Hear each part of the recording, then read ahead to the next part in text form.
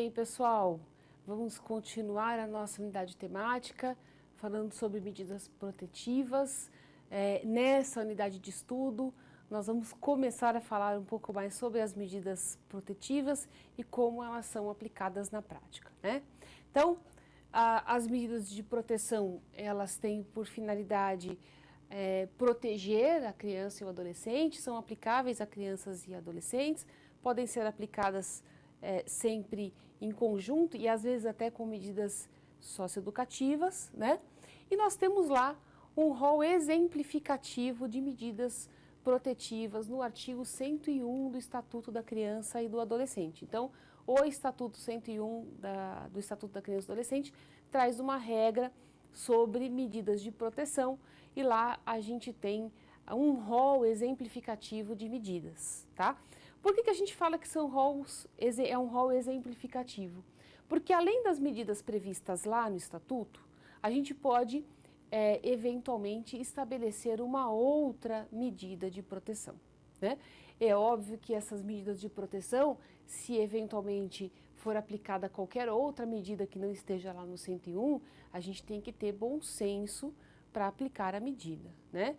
Então, a gente pode sim, eventualmente, pensar numa outra solução num caso concreto, e é óbvio que criatividade é sempre muito bem-vinda, mas com bom senso, sempre lembrando que medidas de proteção não tiram a liberdade da criança nem do adolescente e elas devem sempre ser orientativas no sentido de trazer um maior respeito à pessoa, à liberdade do indivíduo, né, o tratamento dela em sociedade. Feito? O rol, então, é exemplificativo. Às vezes isso cai em concurso dessa forma, tá? O rol das medidas protetivas tem um rol exemplificativo. É diferente das medidas socioeducativas, essas sim tem rol taxativo.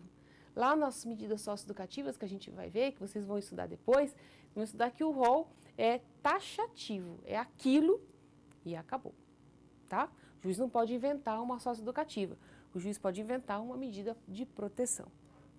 As medidas protetivas podem ser aplicadas pelo Conselho Tutelar, pelo Ministério Público e pela autoridade judicial. Só toma cuidado com uma coisa, não são todas as medidas que o Conselho Tutelar e o Ministério Público podem sozinhos aplicar. Algumas medidas, que são as últimas medidas do artigo 101 do Estatuto, só podem ser aplicadas pelo juiz.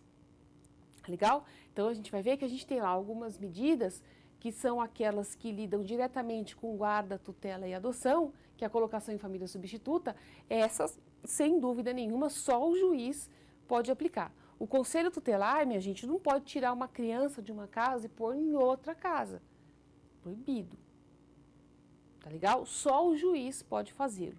E o conselho tutelar, se fizer, vai ser numa situação de extrema urgência, né? Então eu tenho uma criança numa situação de rua, eu tiro da rua, levo para lá, ou então ela está sofrendo abuso sexual em casa, é uma situação que chama lá a polícia, não sei o quê, tirou de lá, imediatamente leva para um abrigo, mas o juiz tem que ser avisado naquele momento para saber se mantém aquela decisão ou não.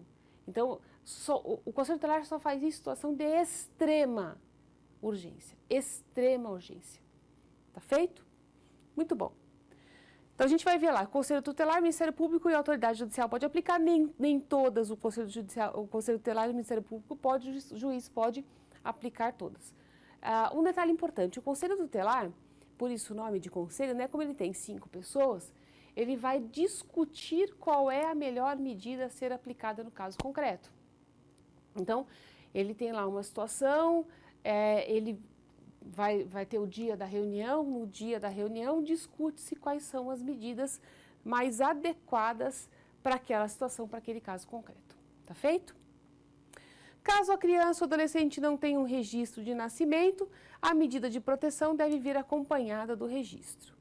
Então, o artigo 101 traz um rol de medidas, eventualmente pode acontecer de a criança ou o adolescente chegar àquela situação de risco e sem estar, inclusive, com o seu registro de nascimento. Isso, infelizmente, ainda é bastante comum, né? Especialmente no norte do país, a gente sabe que tem muitas pessoas que sequer registro de nascimento têm. Tanto que lá existe aí uma iniciativa para que os cartórios vão até as determinadas aldeias, enfim, as comunidades, para que eles façam o registro daquela pessoa, né? Acontece com frequência, aqui em São Paulo acontece com muita frequência, tanto que tinha um juiz aqui de Santana, não sei se ele continua fazendo isso, mas tem um foro regional aqui, que é no bairro de Santana, o foro regional é de Santana, e aí quando ele recebia situações como essas, em que a criança sequer tinha o registro, o adolescente sequer tinha registro de nascimento, ele fazia o registro, mandava fazer, obviamente, né, o registro de nascimento e colocava lá, ele escolhia um nome para a pessoa, né, se a pessoa tivesse um nome ótimo, ele botava o nome, se não, ele escolhia o nome e colocava de Santana, porque era o registro feito lá, ele tinha que colocar um sobrenome, e aí ele colocava o foro na comarca lá para manter o nome da pessoa. E outra coisa importante, veja, pode acontecer de você receber uma criança com meses e pode acontecer de você receber um adolescente, às vezes até adulto, né, gente, que não tem a certidão, mas aí adulto é uma outra história, não cabe a nós aqui, né, e não tem essa certidão de nascimento.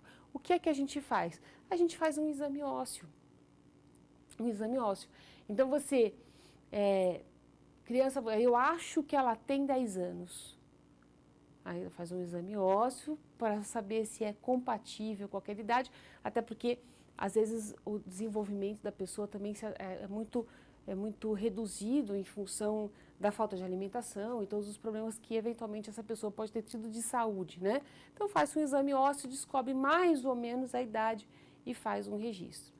Se mais tarde essa pessoa, enfim, ela estava sendo procurada, eu não conhecia e tudo mais, e aí você descobre que essa pessoa já tinha uma certidão de nascimento, o que você faz? Cancela a última e fica com a certidão de nascimento verídica dela, tá? Mas é importante que antes da gente pensar na própria aplicação das medidas protetivas, no rol do 101, a gente faça o registro de nascimento daquela criança ou do adolescente, tá? Que também cabe, obviamente, ao adolescente. Muito bom. Dentre as medidas do 101, a primeira delas, que está lá no rol do 101, é justamente o encaminhamento aos pais ou responsável. Primeira situação. Então, pode acontecer de uma criança estar em situação de risco, às vezes sem conhecimento dos pais, né? Por inúmeros motivos. Né? Tem uma amiga que ela tinha, assim, pessoa bacana e tal, e ela morava muito próximo à avó dela. Então ela falava, tinha 6 anos, ela falava assim para a mãe dela, mãe, eu vou lá na avó. Tá bom, era um quarteirão, né? E aí nessa brincadeira ela ficava no farol pedindo dinheiro. E os pais não sabiam.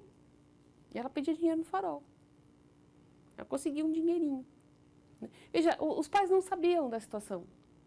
Não era por vontade deles, inclusive. E aí que poderia ser feito, não foi o caso dela, porque aí a mãe dela descobriu, ela apanhou aquela história toda, né? Que antigamente era uma coisa mais complicada. Mas ela foi encaminhada, teoricamente, né? Se o conselho tutelar pegasse, qualquer coisa parecida, caberia o encaminhamento aos pais, tá? Então, nem sempre, isso a gente tem muito mau hábito de achar, né? Dependendo da situação, pode não ser uma responsabilidade diretamente dos pais, né? A gente tem lá, família tem 5, 6 filhos e um deles é um pouco mais complicado, enfim, né? Muitas vezes óbvio, já falamos isso aqui inclusive, muitas vezes mas outras vezes não. Então, encaminhamento aos pais. Então, de novo, a gente reforça aquela ideia que a gente já falou, de que existe uma forte responsabilidade da família, né? Orientação e apoio e acompanhamento temporário, então é outra medida de proteção. Essa orientação e apoio pode ser profissional, pode ser educacional, pode ser, enfim, em relação à saúde, né?